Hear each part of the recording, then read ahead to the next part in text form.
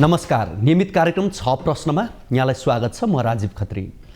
नेपाल परिवार दलले मङ्सिर 4 र 4 देखि 5 गते भनौँ 2 दिन तेस्रो राष्ट्रिय महाधिवेशन काठमाडौँमा गर्दैछ। महाधिवेशनबाट परिवार दलमा 1 अध्यक्ष, 2 उपाध्यक्ष, 2 महामन्त्री, 5 सहमहामन्त्री, 1 कोषाध्यक्ष गरी जम्मा 101 कार्यसमिति निर्वाचित हुने भएको छ।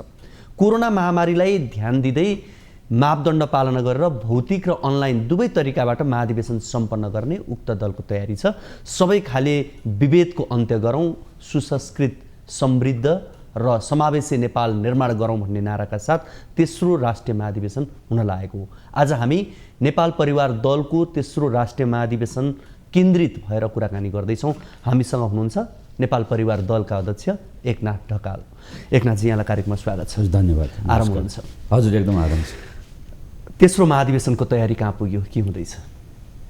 हजुर, हामीले अब हिजो मात्रै पत्रकार सम्मेलन गरेर तेस्रो राष्ट्रिय महाधिवेशनको तयारी पुरा भएको जानकारी गराएका छौँ र अब खास गरी 15वटा विभिन्न समितिहरू गठन गरिएका छन् र ती सबै समितिहरूले आफ्ना तयारीहरू पुरा गर्नुभएको छ र अब जिल्लाबाट प्रतिनिधिहरू आउने क्रम सुरु नै भइसकेको छ र अब आज बेलुकातिरबाट बाहिरबाट पनि अन्तर्राष्ट्रिय क्षेत्रबाट पनि आउने पर्यवेक्षक के अतिथिहरू हुनुहुन्छ, उहाँहरूको पनि आउने क्रम जारी भएको छ।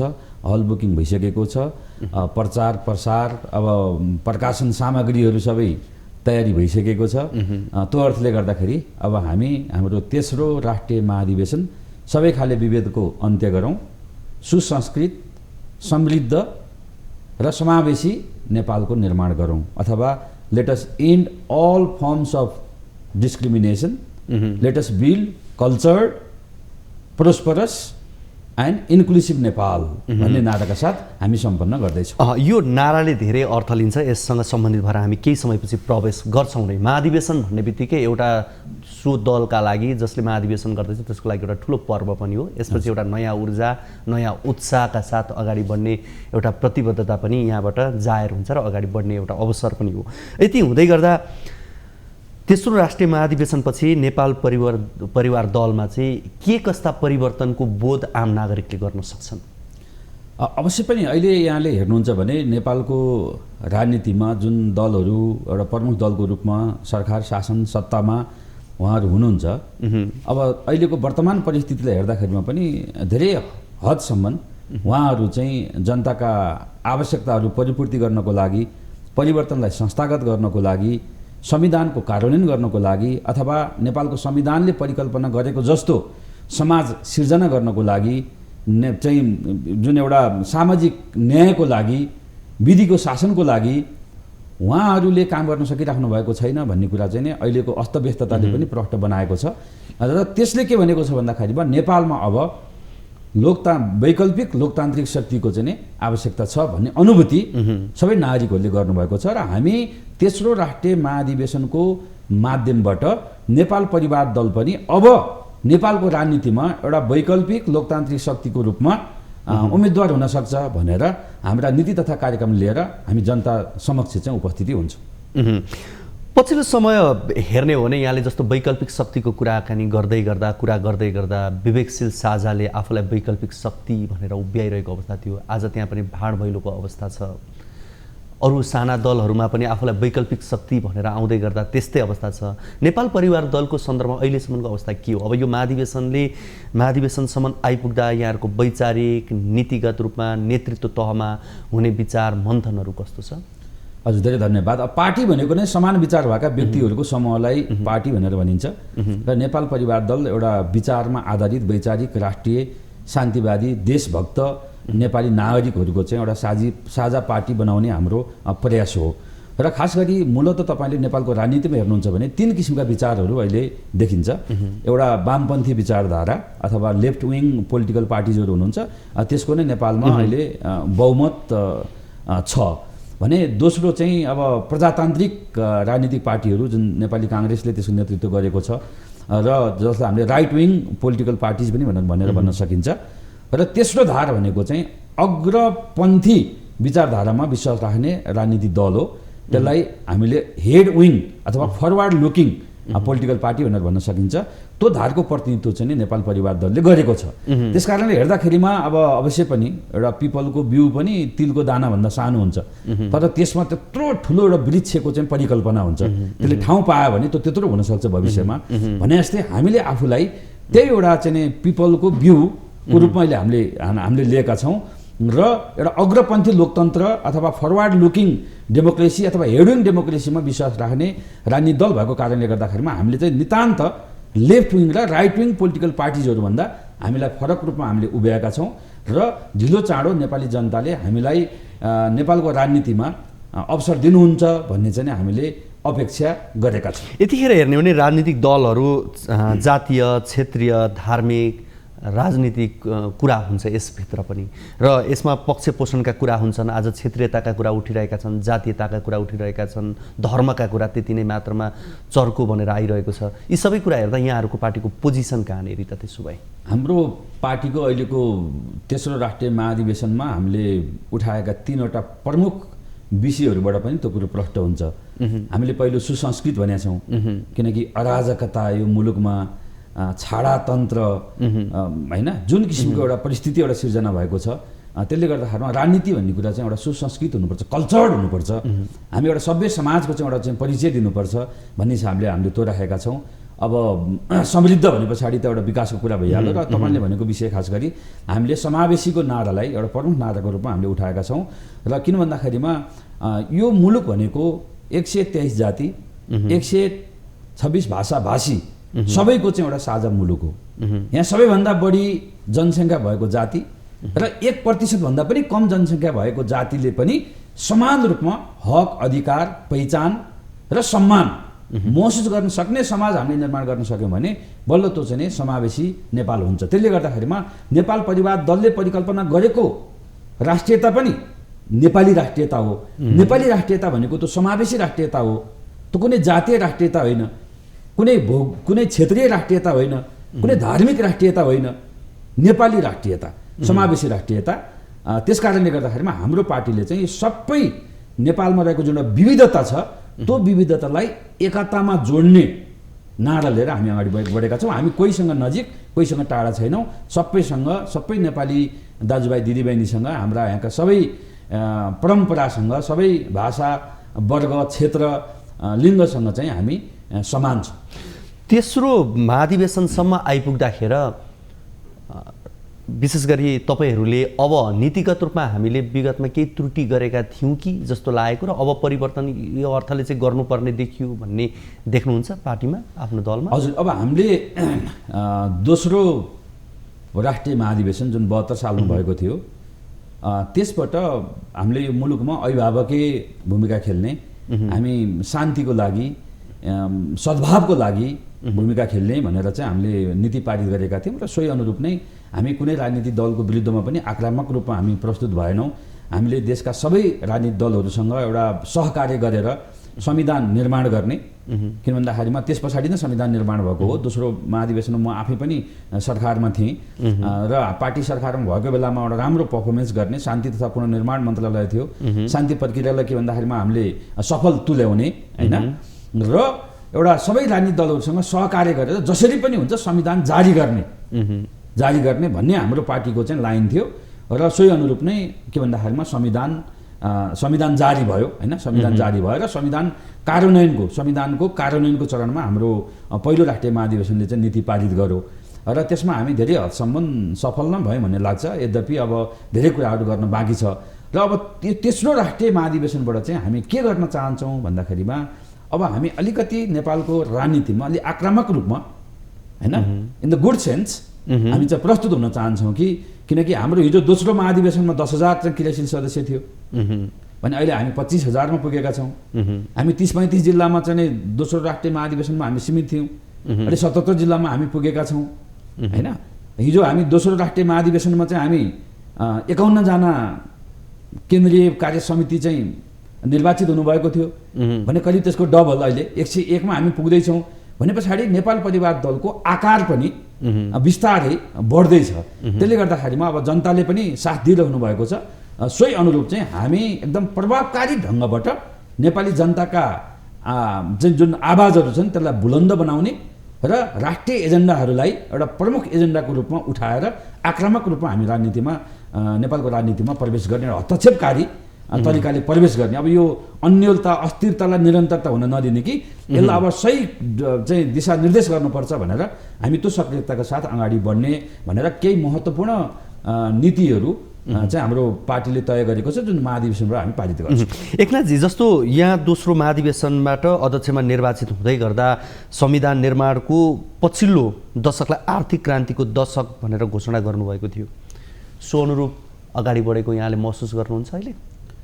हजुर, अब आर्थिक क्रान्तिको दशक हामीले घोषणा गरेर नै हामीले खास गरी गत निर्वाचनमा तत्कालीन नेकपा एमालेसँग 3 बुँदे सहमति गरेर नेपालमा स्थायित्वको आवश्यकता छ, आर्थिक विकासको आवश्यकता छ, त्यसले गर्दाखेरिमा अलिकति आर्थिक दृष्टिकोण भएको पार्टीलाई हामीले सहयोग गर्नुपर्छ, हामी एक्लै अगाडि बढेर हुँदैन भनेर म आफै पनि परिवार दल हुँदाहुँदै पनि नेकपा एमालेको चुनाव चिन्ह सूर्य लिएर म निर्वाचनको प्रतिनिधि सभामा म उम्मेदवार भएको हुँ र त्यस पछाडि अब नेकपा एमाले त्यसको सबभन्दा ठुलो पार्टी पनि भयो, उसले सरकार पनि बनायो र प्रधानमन्त्री केपी शर्मा ओलीजीले आर्थिक विकास सम्बन्धी केही राम्रा विषयहरू पनि उहाँले उठान गर्नुभयो।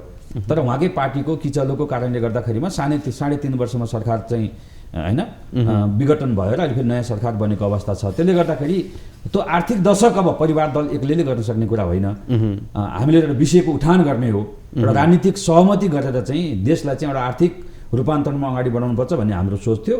त्यो केही हदसम्म अगाडि बढेको हो, तर पछिल्लो समय चाहिँ जुन कोरोना महामारीको कारणले गर्दाखेरिमा त्यो विषय चाहिँ एउटा गौण रहेर नागरिकको सुरक्षा चाहिँ प्रमुख रह्यो र हामीले चाहिँ सबै नागरिकलाई सुरुमा राहत सामग्रीहरू वितरण गर्ने, स्वास्थ्य सामग्रीहरू वितरण गर्ने, जस्तो 1000 क्विन्टल त हामीले चामल वितरण गऱ्यौँ, 50,000 हामीले मास्क वितरण गऱ्यौँ हाम्रो पार्टीले देशभरि हैन। र अहिले पछिल्लो समय चाहिँ के भन्दा सबैलाई खोप भन्ने अभियान चाहिँ हाम्रो पार्टीले सुरुवात गरिरहेको छ। त्यसले एजेन्डा हामीले एउटा बनाए पनि अब देशमा अलिकति एउटा महामारी र परिस्थिति सिर्जना हुँदाखेरिमा त्यो अलिकति त्यो एजेन्डामा चाहिँ केही विलम्ब भएको छ। अर्को त्यति बेला यहाँहरूले भन्नुभएको विषय तराई मधेसका बासिन्दाको हितलाई ध्यानमा राखेर विशेष आर्थिक प्याकेज सञ्चालन गर्ने र परिवर्तनका उपलब्धिलाई संस्थागत गर्दै नयाँ संविधानको कार्यान्वयनमा जोड दिने भनेर भन्नुभएको थियो यहाँहरूले। अब त्यो विषय आज हेर्दा तराईका केन्द्रित दलको कुरा गरौँ, कतिपय दलहरूले अझै पनि संविधानलाई सर्वस्वीकार्य रूपमा हेरेका छैनन्, कसरी लिने? हजुर, त्यही भएको कारणले गर्दाखेरिमा तपाईँले हेर्नुहुन्छ भने जुन अब हामी आफै निर्वाचित भएर सरकारमा सामेल नभए पनि हामीले समर्थन गरेको दल नेकपा एमाले सरकारमा पुगिसके पछाडि हामीले निरन्तर रूपमा सरकारलाई दबाब दियौँ र प्रधानमन्त्री केपी शर्मा ओलीजीको पहिलो बजेट भाषणमा उहाँको सरकारले गरेको पहिलो बजेट भाषणमा तपाईँले हेर्नुहुन्छ भने सबभन्दा बढी बजेट चाहिँ तराई मधेसमा चाहिँ दिएको अवस्था छ हैन। त्यहाँका हरेक सदरमुकामहरूमा अरबौँ बजेटहरू चाहिँ दिएको छ यसलाई चाहिँ विकास गर्नको लागि। तराई मधेसमा हजारौँ सङ्ख्यामा चाहिँ घरहरू बनाउनको लागि दिएको छ। त्यसमा नेकपा एमाले गरे पनि उहाँको नेतृत्वको सरकारले गरे पनि त्यसमा एउटा दबाब दिने आवाज उठाउने काममा चाहिँ नेपाल परिवार दलको हात रहेको छ हैन। त्यसले गर्दाखेरिमा अब हामीले जुन उठाएका एजेन्डाहरू हुन् त्यसलाई धेरै हदसम्म हामीले अगाडि बढाउने प्रयास गरेका छौँ र तराई मधेसमा हाम्रो पार्टी पनि एउटा निरन्तर रूपमा चाहिँ वृद्धि विकास पनि भइरहेको अवस्था छ। हुन्छ, हामी यो कुराकानीलाई निरन्तरता दिनेछौँ। यति बेला भने पालो भएको छ छोटो ब्रेकको।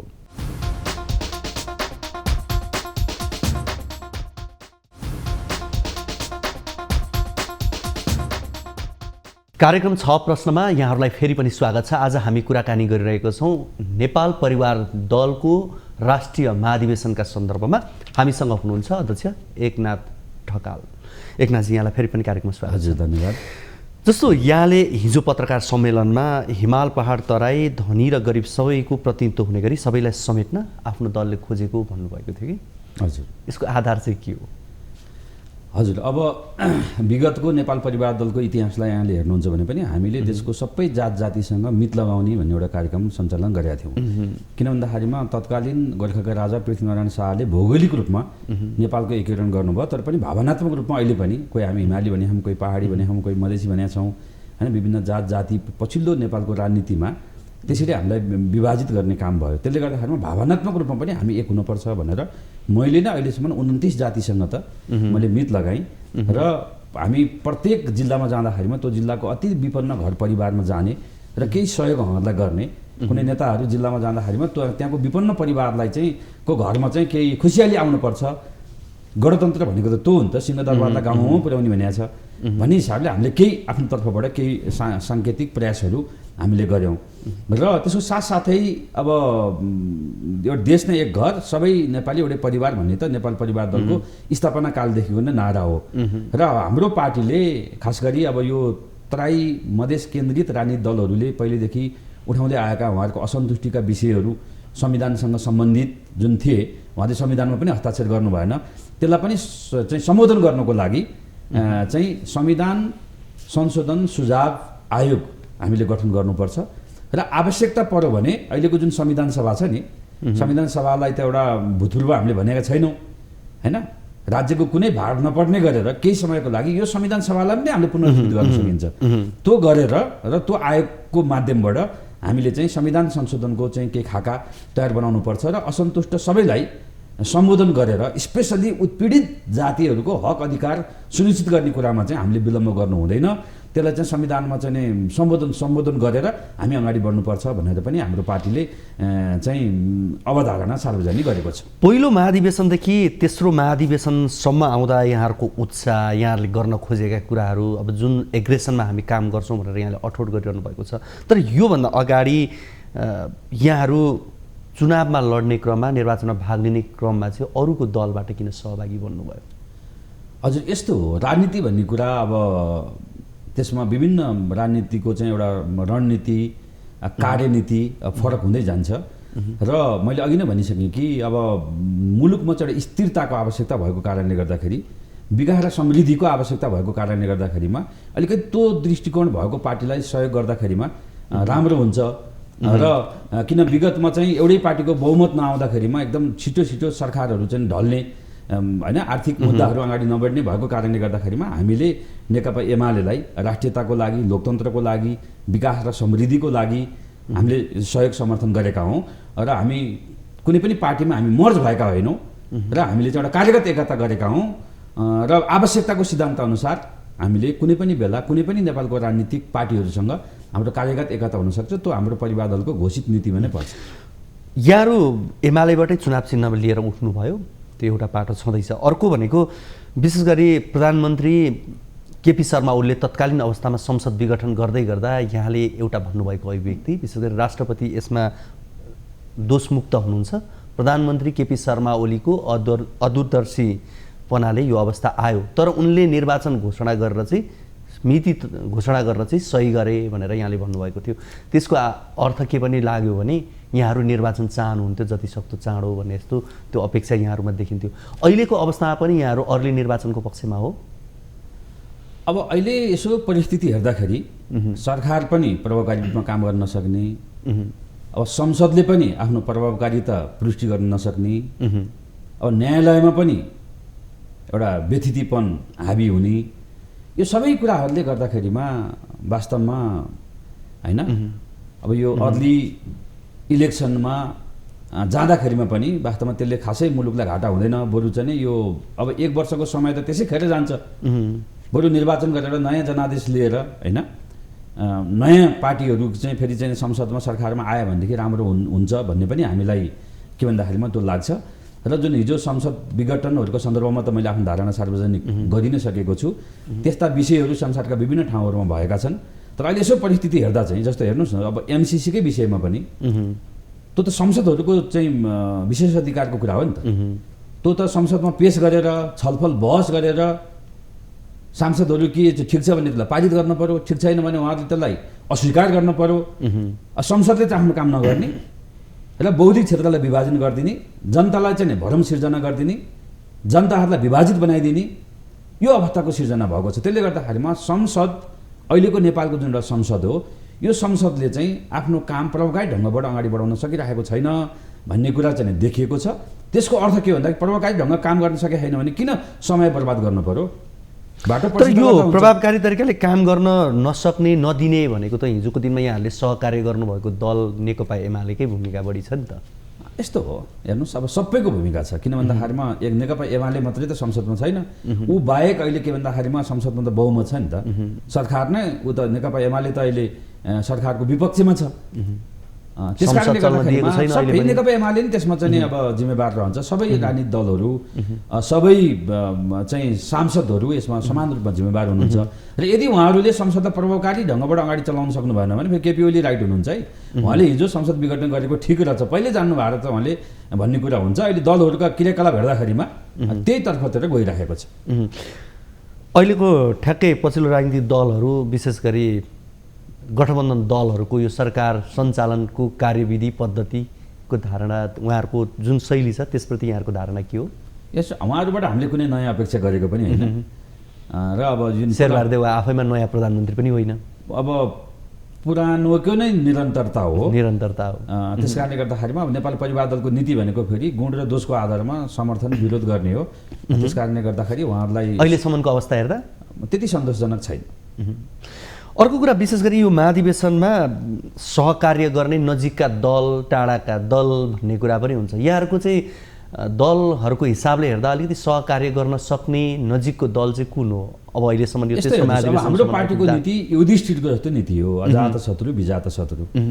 नेपालको संविधान मान्ने, निर्वाचन आयोगमा दर्ता भएका कुनै पनि राजनीतिक दलहरूसँग आवश्यकताको सिद्धान्त अनुसार हाम्रो सहकार्य हुन सक्छ। ती चाहे वामपन्थी राजनीतिक दलहरू हुन्, चाहे चाहिँ प्रजातान्त्रिक राजनीतिक दलहरू हुन्। त्यसले गर्दाखेरि हामी कोही नजिक कोही टाढा भने होइनौँ। र परिवार दल एउटा पोलिटिकल ओरिएन्टेसनको हिसाबले, पोलिटिकल आइडियोलोजीको हिसाबले हाम्रो आइडियोलोजी चाहिँ नेपाली काङ्ग्रेससँग नजिक हो। किन भन्दाखेरिमा उहाँहरू पनि एउटा डेमोक्रेटिक पार्टी हो, नेपाल परिवार दल पूर्ण रूपमा डेमोक्रेटिक पार्टी हो।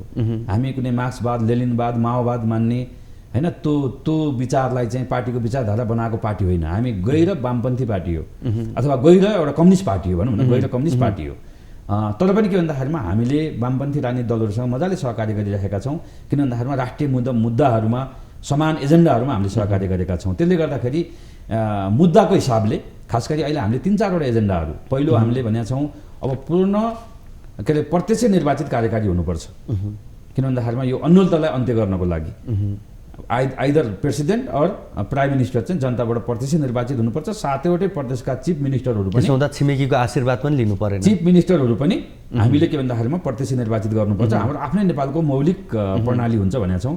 दोस्रो चाहिँ संसद पूर्ण समानुपातिक हुनुपर्छ, किनकि निर्वाचन प्रणाली एकदमै महँगो भयो। अहिले एउटा गरिब नेपालीले, निम्न आय भएको नेपालीले करोडौँ रुपियाँ खर्च गरेर जितेर ऊ संसदमा पुग्न सक्ने अवस्था छैन। त्यो हुँदाखेरि निर्वाचन प्रणाली चाहिँ एउटा पुँजीपति वर्गको चाहिँ पक्ष पोषण गर्ने भयो। यसलाई हामीले परिवर्तन गर्नुपर्छ, पूर्ण समानुपातिक निर्वाचन प्रणाली हुनुपर्छ भनेमा हामीले दोस्रो कुरा। तेस्रो कुरा हामीले संविधान संशोधनको कुरा गरेका छौँ। चौथो कुरा चाहिँ यो कोरोना महामारी पछाडिको नेपालको अर्थतन्त्रलाई माथि उकास्नको लागि राष्ट्रिय अर्थतन्त्र विकास आयोग हामीले गठन गर्नुपर्छ भनेर केही विषयहरू जुन हाम्रो गत महाधिवेशनमा थिएन अथवा गत निर्वाचनमा हामीले यी कुराहरू उठाएका थिएनौँ, तर संविधान कार्यान्वयनको 6 वर्षलाई हामीले अनुभव गर्दाखेरिमा यी नयाँ विषयहरू चाहिँ, थप नयाँ विषयहरू चाहिँ तेस्रो राष्ट्रिय महाधिवेशनमा हामीले उठान गरेका छौँ। अब यो अधिवेशनपछि करिब अबको 13-14 महिनापछि त देश निर्वाचनमा गइहाल्छ। आम निर्वाचनमा जाँदै गर्दा यसपटक पनि अब विभिन्न दलहरू सहकार्यको योजना अहिलेदेखि नै बनाइरहेका छन्। यहाँहरूको सहकार्यको हिसाबले कङ्ग्रेससँग हुने सम्भावना बढेको हो त्यसो भए? यस्तो हो, हामी आजका दिनसम्म नेकपा एमालेसँगको नै जुन 3 बुँदे सहमति हो त्यसको आधारमा नै अगाडि बढिरहेका छौँ। हाम्रो सहकार्य उहाँहरूसँग नै छ। किन हामीले वैधानिक रूपमा नेकपा एमालेको अध्यक्ष र मैले हस्ताक्षर गरेर हामीले एउटा पोलिटिकल एलायन्समा हामी समावेश भएका हौँ। त्यो सहमति हाम्रो कायम छ र अब आगामी निर्वाचनको सन्दर्भमा पार्टीले पनि राष्ट्रिय महाधिवेशनबाट केही महत्त्वपूर्ण कुराहरू पारित गर्दैछ। अब हाम्रा एजेन्डा कुन राजनीतिक दलका एजेन्डाहरूसँग मिल्छन्, राजनीतिक दलहरूले के कस्ता एजेन्डा लिएर आगामी निर्वाचनमा उहाँहरू आउनुहुन्छ, उहाँहरूसँग सहकार्य हुनसक्छ। अथवा अधिकांश हाम्रो पार्टीका कार्यकर्ताहरूको माग भनेको चाहिँ हामी एक्लै चुनावमा लड्नुपर्छ, परिणाम जस्तो आए पनि हामी एक्लै जानुपर्छ भन्ने चाहिँ व्यापक रूपमा हामीलाई चाहिँ पार्टीमा त्यो दबाब छ। हामी त्यो उहाँहरूसँग पनि छलफल गरेर उपयुक्त नीति लिन्छौँ। तर हामी ओपन छौँ, हामी एक्लै लड्न पनि सक्छौँ, हामी एमालेको सहकार्यलाई निरन्तरता दिन पनि सक्छौँ, अथवा त्यसको विकल्पमा अन्य दलहरूसँग हामी सहकार्य गरेर अगाडि बढ्न पनि सक्छौँ। अन्त्यमा अब यो विषय नछुइकन मैले यहाँसँग बिदा लिएँ भने सम्म त अलिकति अधुरै रहला। अहिले पछिल्लो समय अदालतमा देखिएको भद्रगोलको सन्दर्भमा यहाँहरूको पार्टीको धारणा के? यसले हेर्नुहोस्, मलाई त एकदम लज्जाबोध भएको छ। एउटा देशको पूर्व विधायक, त्यसको पूर्व मन्त्री, एउटा नागरिकको हिसाबले अदालतमा जुन एउटा तमासा देखिएको छ, यसले चाहिँ शिर चाहिँ निहुरेको छ। त्यसले गर्दाखेरिमा यसलाई अब तुरुन्तै यो समस्या समाधान गर्नको लागि मलाई जहाँसम्म लाग्छ अब सबभन्दा राम्रो भनेको चाहिँ जुन सम्माननीय प्रधान न्यायाधीश हुनुहुन्छ उहाँले बाटो प्रशस्त गर्दाखेरिमा नै राम्रो हुन्छ भन्ने मलाई लाग्छ। यसो भनिराख्दाखेरिमा न्यायाधीश सिफारिस गर्ने अथवा प्रधान न्यायाधीश उत्पादन गर्ने जुन एउटा संयन्त्र छ नि त्यो संयन्त्रका सबै राजनीतिक दलहरू त्यो सबै निकाय पनि त्यसमा समान रूपमा जिम्मेवार छ। प्रधान न्यायाधीशलाई मात्रै हामीले चाहिँ दोष लगाएर राजनीतिक दल चाहिँ राम्रा भनेर चाहिँ भन्न सक्ने अवस्था छैन। यो सबैको फेलर हो। यो न्यायालयमा यो अवस्था सिर्जना गर्नु भनेको चाहिँ रुल अफ ल हैन, तपाईँको चाहिँ एउटा शक्ति पृथकीकरण शक्ति सन्तुलन जुन नेपालको संविधानको चाहिँ एउटा मूल मर्म थियो यसलाई भाँच्ने काम गर्नुभएको छ। त्यसले गर्दाखेरिमा राजनीतिक दलहरूले चाहिँ आत्मा आलोचना गरेर जनताबाट माफ मागेर उहाँहरू अगाडि बढ्नुपर्छ। पहिला अदालतमा राजनीति छिर्यो, त्यसपछि राजनीतिमा अदालत छिर्यो, त्यस्तै भयो। हुन्छ, यहाँको यो महत्त्वपूर्ण समय र संवादको लागि यहाँलाई धेरै धेरै धन्यवाद। ल म र हाम्रो पार्टी नेपाल परिवार दलको धारणा तेस्रो राष्ट्रिय महाधिवेशनभन्दा अगाडि यो लोकप्रिय सञ्चार माध्यम न्युज 24 को माध्यमबाट राख्ने अवसर दिनुभयो, त्यसको लागि यहाँ र न्युज 24 लाई धेरै धेरै धन्यवाद। हामीसँग हुनुहुन्थ्यो नेपाल परिवार दलका अध्यक्ष एकनाथ ढकाल। आजको कार्यक्रमको निर्धारित समय सकिसकेको छ। भोलिको कार्यक्रममा हामी नयाँ अतिथि र नयाँ विषयसँग रहेर कुराकानी गर्न आउने नै छौँ। तबसम्मको लागि बिदा दिनुहोस्। हवस् त, नमस्ते।